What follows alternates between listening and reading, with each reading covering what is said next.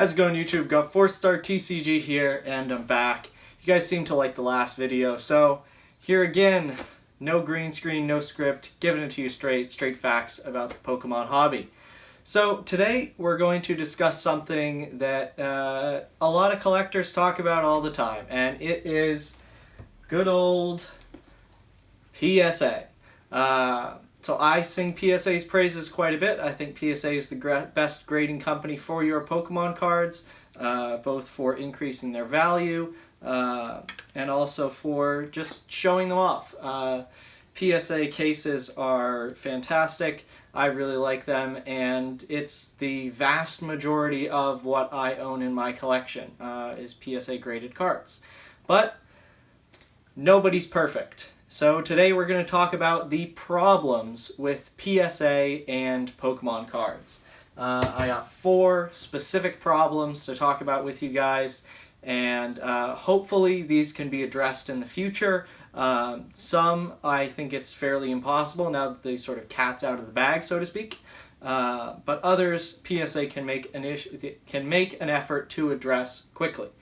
So the first one, something that all of us have a problem with, is turnaround times. Right now, a lot of Pokemon cards are, they're really not worth it to submit at the higher levels.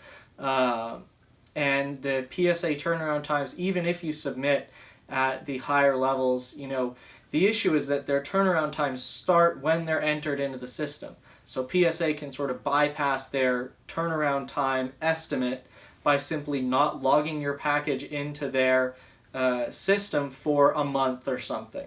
And that's fairly significant, especially on the lower orders.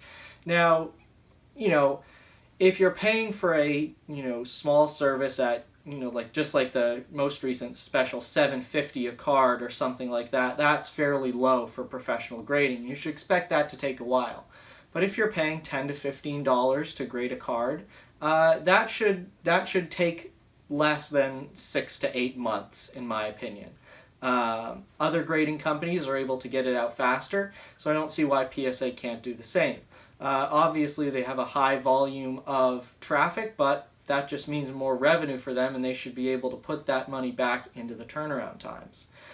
Now, the main reason that this affects Pokemon as a hobby is that it's really difficult to respond to the market, and it's also really difficult to just collect. And it places a premium on already graded PSA cards, and it just makes it difficult to attain those cards in the condition you want if you want them PSA graded.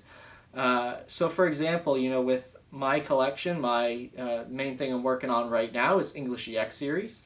So I've got several, probably about 10 English EX cards off at PSA right now. And I want to be able to continue with my collection. And I don't know what grades those cards are going to get. Obviously, if they took, 3 to 4 months to be turned around, that wouldn't be a big issue. But especially in today's market, if they're taking 6, 8 months to get turned around, on a turnaround time that I've paid for a 3 to 4 month turnaround. Now this is the issue with like the logging in and once it finishes the back end processing and everything. These are the issues that need to be addressed. It makes it much more difficult for me to complete my collection. So that's sort of like, that's what I would consider to be a cosmetic issue.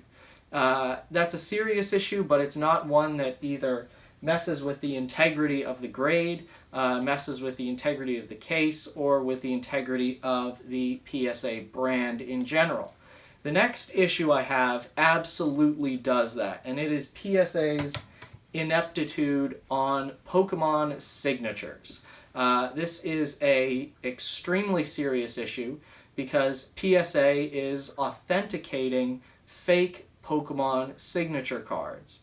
The main offenders of this are Ken Sugimori autos, and also they're authenticating fake Mitsuhiro Arita autographs, while also not passing authentic autographs that people have obtained in person at events like the Masakazu Fukuda signing in Dallas.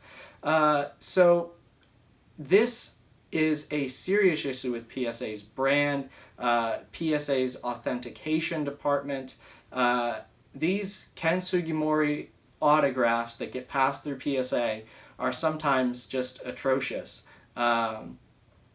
More experienced people, they'll be able to tell the fake right off the bat. Even some less experienced people like me, I'm fairly good at telling right now what's the difference between a fake Sugimori autograph and a real Sugimori autograph.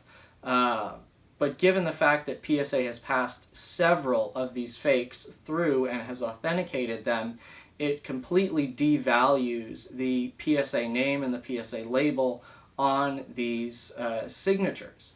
And the main thing that I would say to PSA, and I don't have enough information to say whether this is happening with Beckett, is to not authenticate something that you don't have a clear understanding of what the signature looks like. Now, Ken Sugimori is a difficult signature to fake. He writes in Japanese, he writes in English, and he almost always does a sketch of Pikachu. Now, the Pikachu sketch is often the big giveaway as to whether a signature of Ken Sugimori is faked or not. It's very it's maybe a little easier to fake his name, the way that he styles his name. It's in all caps with a couple distinctive flourishes. But that Pikachu sketch, if that's fake, it's very, very obvious. So this is a serious issue. PSA really has not done much to fix it. We're still seeing these fake Sugimoris go through. Faked Pokemon signature cards, they really become significant, especially for Ken Sugimori, as he doesn't sign that often at all. And this points to my third problem with PSA and Pokemon, is that they have a general lack of knowledge about the Pokemon card hobby. There are, and we see this when they, do things like refusing to grade certain cards, like the no rarity base set stuff, with the no damage Ninetales and stuff. Like these things which have provenance within the hobby aren't being graded by PSA because of technical issues. I can understand things like 4-position only cards where the authenticity is questionable. We don't really know where those came from. But these cards which are legitimate releases, which are not being authenticated because of, issues with the numbering, that's something that I think speaks to the lack of knowledge within Pokemon. The signature issues as well speak to this lack of knowledge in Pokemon. And occasionally some of the grading errors as well. What I'm intentionally not putting in this video are things like misgrades, because that's going to happen no matter what when you have human graders. Obviously PSA should try to minimize that as much as possible, as well as damaging cards and stuff. Those are issues. They're not systemic issues. PSA should definitely take steps to minimize that happening as much as possible, but it's not really something that overarchingly damages or has a potential to damage the PSA brand. But yeah, this general lack of knowledge in Pokemon, it's serious, and I think that it could really be fixed just by hiring a couple people that have Pokemon specific knowledge. Any Pokemon fan with serious knowledge who's been in the hobby for 5 years plus, they know about the no rarity cards, they know about the no damage Ninetales, these things are authentic, these things are serious errors, and they should be able to be graded. So when we see these things not being graded, it's, I somewhat understand it from PSA's point of view, but there should be some workaround, especially as these are, cards with significant provenance in the Pokemon hobby. So the last issue I want to talk about, again, this isn't really sort of a systemic issue, but it's one that's fairly important. It's inconsistent upcharging on PSA cards. Now, I'm a lot of people don't like this PSA policy of upcharging. It actually makes sense to me. I just wish that they would do it beforehand based on something, like an expected grade range. Because I don't like the idea that there's now a financial incentive for PSA to grade a card higher. If you're unaware of the upcharging policy, basically PSA requires you to submit a card at certain service levels for the value of the card. So if you've got a $10,000 card, you can't pass that through the $10 bulk submission level. And that makes sense. Number one, because PSA is not just grading the card, they're also providing a lifetime insurance policy on that grade through their financial guarantee. So I understand why cards need to be passed through the appropriate service level.